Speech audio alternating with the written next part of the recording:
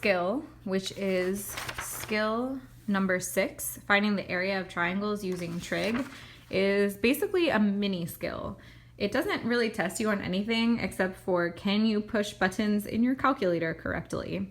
So it's actually pretty cool though. So we can use trigonometry to find the area of triangles that don't even have right angles.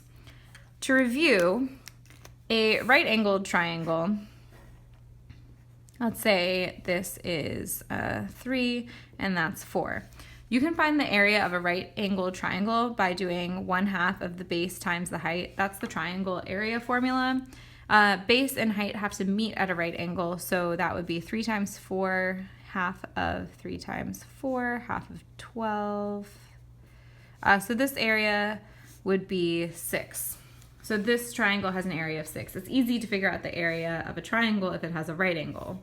It is really hard to find the area of a triangle when it doesn't have a right angle because you don't know where the base and the height meet because you don't see any right angles. So trig makes it easy to find the area of a non-right angled triangle. The formula, which is on your formula sheet and you don't have to memorize it, is 1/2 of a times b times the sine of c. All you need to know is how to set it up. So lowercase a and b, those are going to be sides, and uppercase c, that's going to be your angle. So your triangle is not always going to be labeled A, B, and C. What it really means are 2 sides that are not across from your angle and then the angle itself. So if we think about this as side A across from angle A, side B across from angle B, and then like lowercase side C across from angle C. If you have a given angle, you want to set it up as the given angle and then the 2 sides that make up that angle. So think about that. Given angle and the 2 sides that make the angle. It's kind of like side angle side that way. So in this example, you can see I have a given angle and then I have my 2 sides that make that angle. So the sides go in for A and B, and because anytime that you're taking a sine ratio, it's the sine of an angle, this spot is where you plug in your angle. So you label them and you plug them in. It really doesn't matter which one's A and B. This is fine, and then my angle will be C. So to use this, I just really typed the whole thing in my calculator.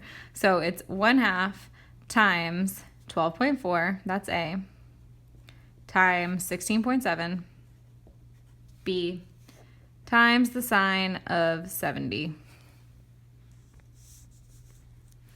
1/2 A, B, sine, C, right in the calculator. Now, 1/2 in your calculator, it's easier to just do it as 0.5. So you can either type like 0.5 for the 1/2 part, or you can use parentheses and put it around the fraction 1/2. I'm just going to type in 0.5. So 0.5 times 12.4 times 16.7 times the sine of 70. 1/2 A, B, sine, C. So the area of my triangle is 97.3, if I round it,